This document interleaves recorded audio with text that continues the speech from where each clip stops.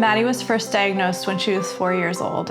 The pediatrician found a tumor and immediately sent us over to Seattle Children's Hospital, which is about a 4.5-hour drive. We lived in Walla Walla at the time. They did surgery the next day, and then they did it again, did another surgery, and they told us, go back to Walla Walla, everything's gonna be fine. So we did that, and after 9 months of treatment, we came back, and so did Maddie's cancer.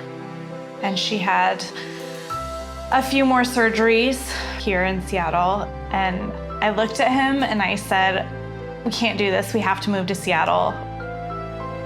From there, Madeline had 43 weeks of chemo, and it was rigorous. Sometimes 5 or 6 days a week. A couple different types of chemo. Some of them made her really sick, some of them made the hair fall out, some of them just would wipe her energy out, and some of them made her muscles not work quite right. When I first met Maddie, she blew me away. She's a tiny little girl, very petite. She was in treatment. She had been through more than what most people have been through at such a young age, and she just had this light and this spirit about her, and we just wanted to make her wish as special as it could be.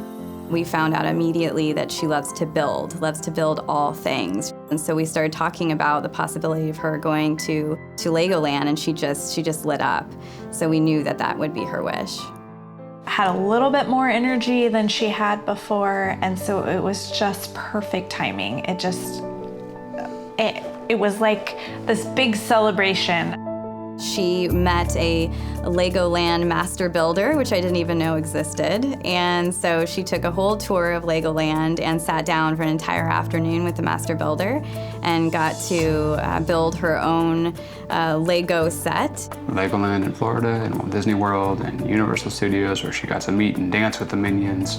The Wish trip was amazing in so many ways, and I think one of the things that was really great was that our youngest child, Annabelle, got as much special attention on that Wish trip that Madeline did. Every single one of us felt special on that trip, and it was really a fantastic experience. Mm-hmm. Well, we got to know Maddie a couple years ago. Her Make-A-Wish experience was incredible for her, and I can say through firsthand experience how much she loves Legos. She has every Lego set there is, and she's been building them since she was 3 or 4. She's incredible at it. Looking back, that was a fragile time. She inspired us more than she knows, because just to see her fight on and live her life with such positivity gave us a lot of perspective. We first met Steve Hauschka on Christmas Day, which was amazing to us to take that time out of his own life. And he shows up, and Mike's grandmother was there, and she was so over the moon excited to meet him, and it was really cute. We should add that she's a 49ers fan. She's a 49ers fan. And here comes Steve Hauschka. He had one of his cleats that he had signed and gave that to her. Christmas Day, and the Kirkland Fire Department was heading over there with their truck, and we're gonna surprise her and wish her Merry Christmas.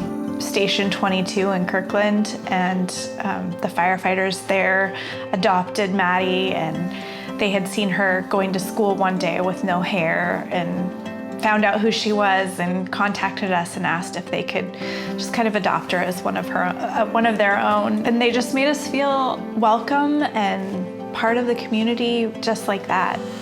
We could tell immediately what a kind family they were and how special a girl Maddie was for going through the whole cancer treatment process, but not just that, doing it with a smile on her face and all these uncomfortable things for a kid at that age of 4 or 5, and it's just, really is affecting her childhood.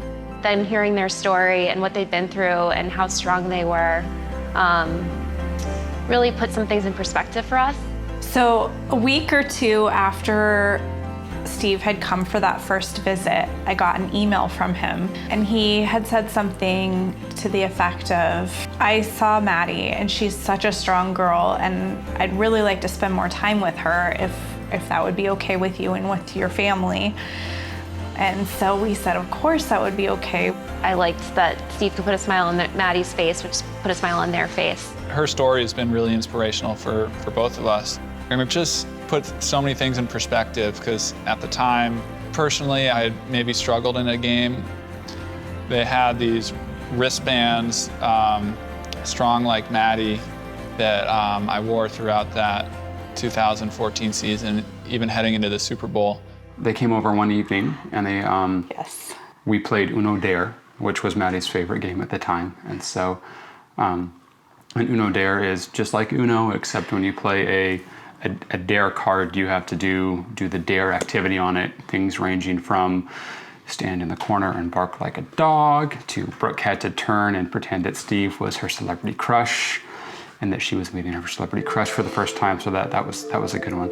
And just to see Maddie and hang out with her, and we were playing Legos together or board games, and it just really gave me good perspective about what's important in life and you know, how fragile life is. They brought out the microscope and plucked one of her precious little hairs right off her head. And we have a picture of them looking at it under the microscope.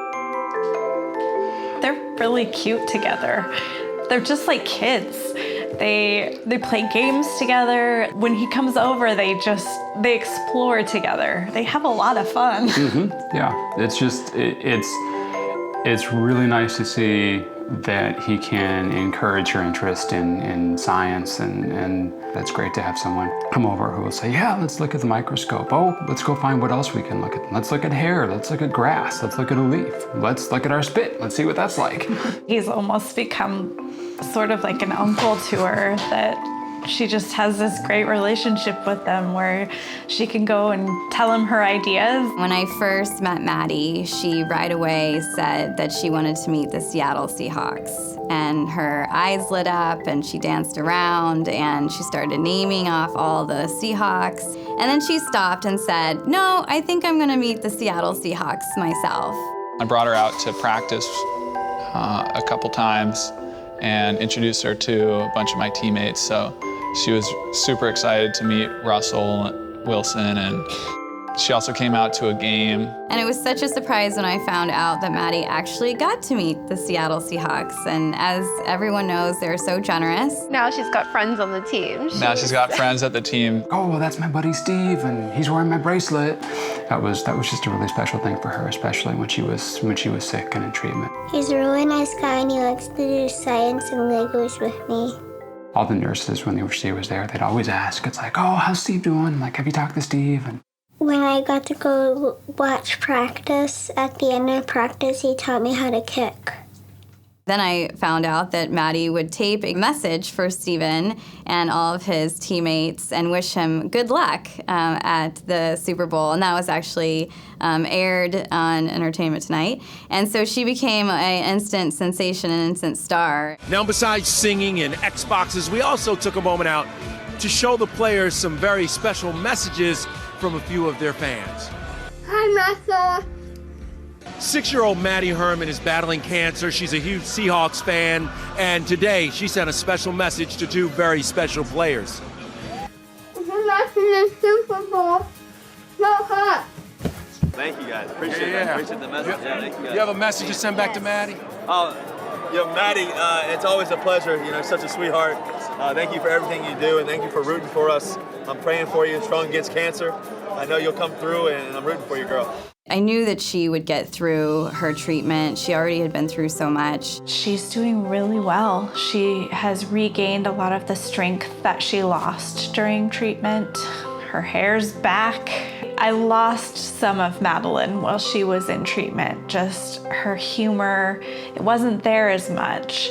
And that's all come back, and it's good to see her being the same person that she used to be, and making jokes and laughing and having fun and being a kid again.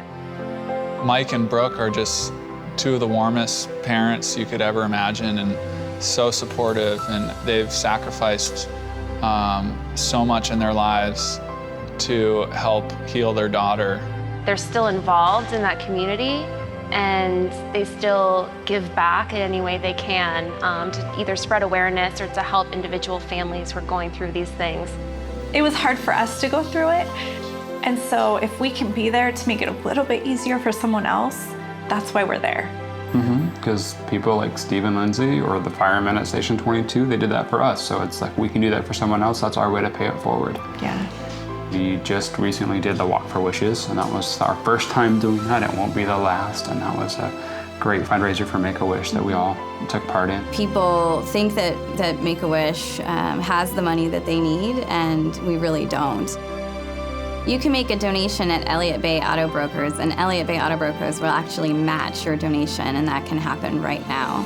Well, Make-A-Wish really does provide the hope and the strength and the happiness and the joy to children battling life-threatening medical conditions. People ask me all the time, how do you do what you do? And I say, with a big smile on my face, I say we bring the joy in a moment of such darkness.